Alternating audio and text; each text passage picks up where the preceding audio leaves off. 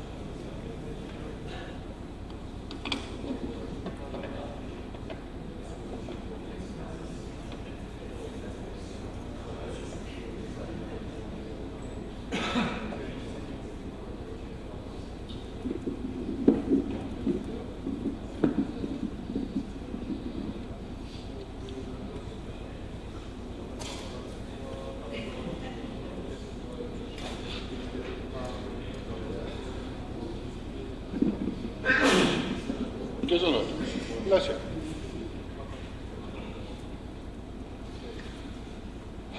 All right, hello, it's me again. And I only have a 15-minute presentation for you today, so I don't want to bore you any longer. It's about Smalltalk on the tablet. First thing I got from Cincom was a great tablet, the Microsoft Surface Pro 3. And at first, I have to admit, I didn't really know what I wanted to do with it. It was not quite powerful to replace my desktop machine. At the same time, it's much more portable than my desktop machine. So, yeah, here we are. Again, a short overview, the intention, then I'm going to talk a little bit about the gesture support, like a couple of other presentations that are here this week. The gesture config, the announcements, then I have a little example in the NG workspace, which consists of text in the RTF editor, and then a pie chart. Display change events, I will describe that a little later, and then maybe we have some time for a few questions, so don't want to hold you up any longer. Intentions for this thing,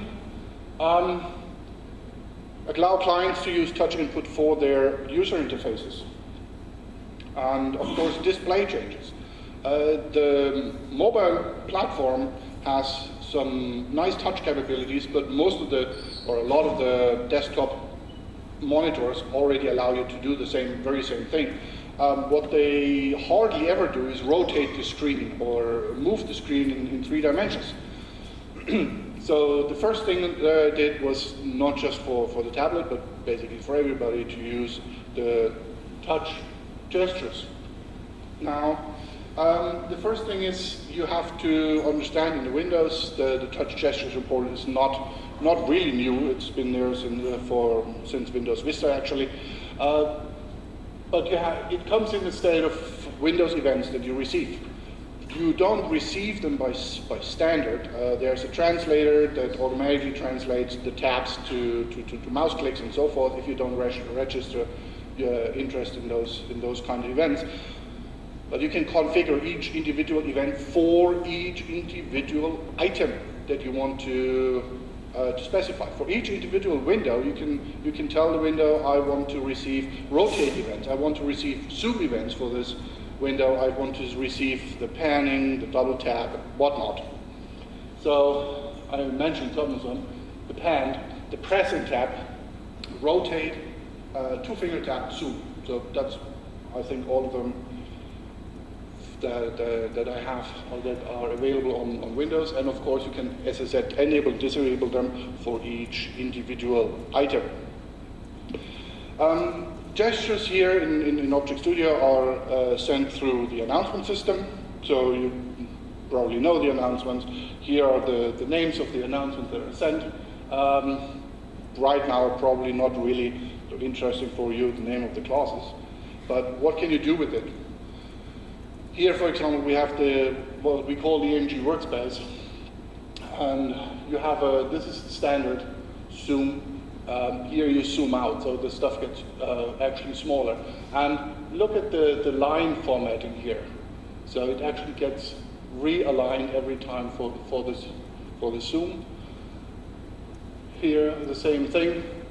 It's the README text file. If you haven't read it so far and you're working with Visualworks or Object Studio, I recommend you read it. If you haven't read it and you signed the end user license agreement, please do talk to Suzanne. Your desktop will be delivered shortly.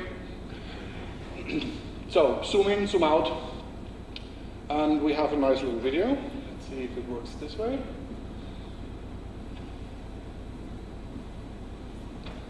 Yeah, please look at the line endings. Boom, with a double tap I can actually reset it, or I do reset it to the original state.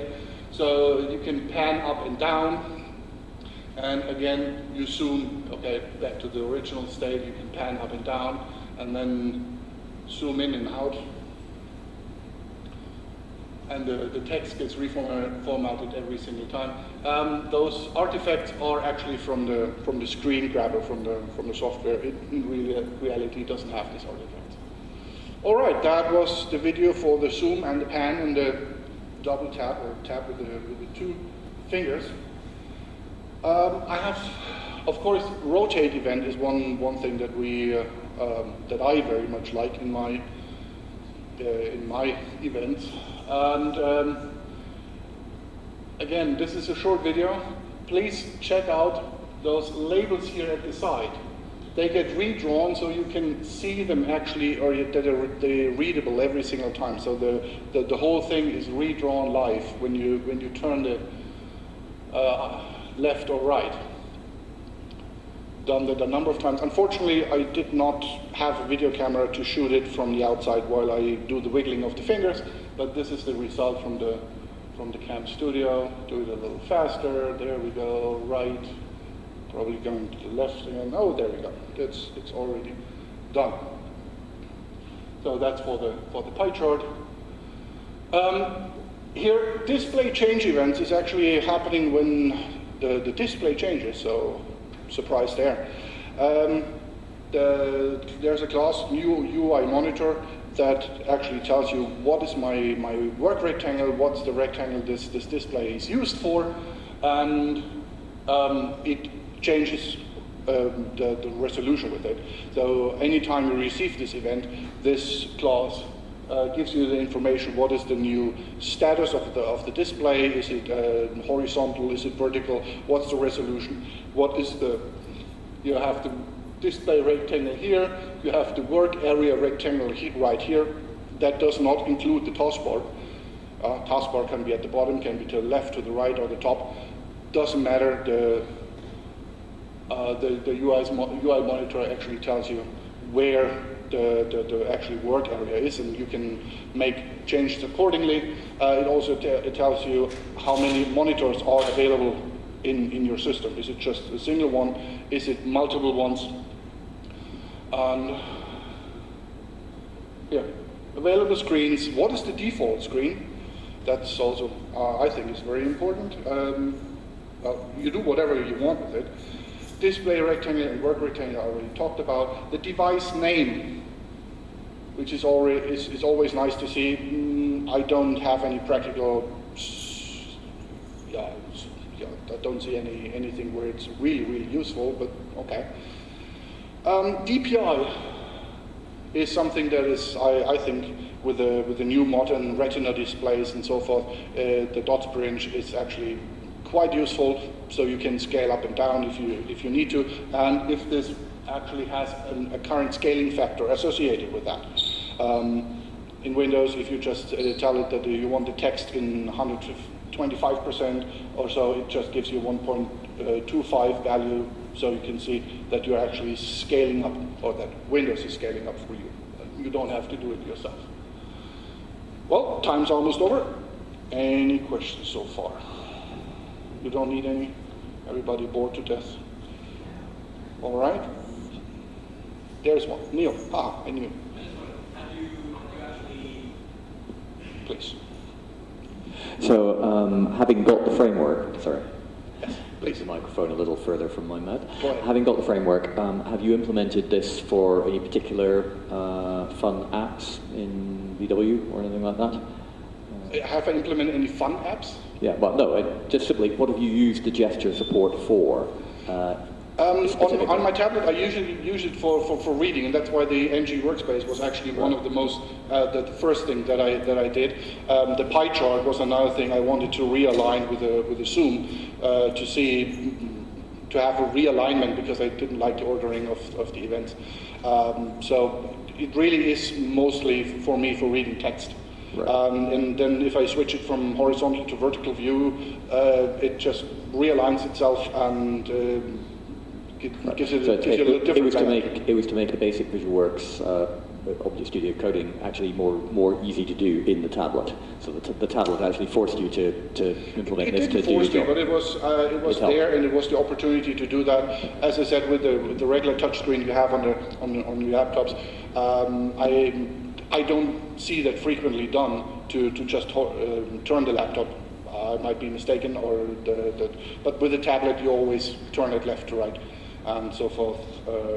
It was something that I wanted to read, and even with the glare outside, I just wanted to have it better read.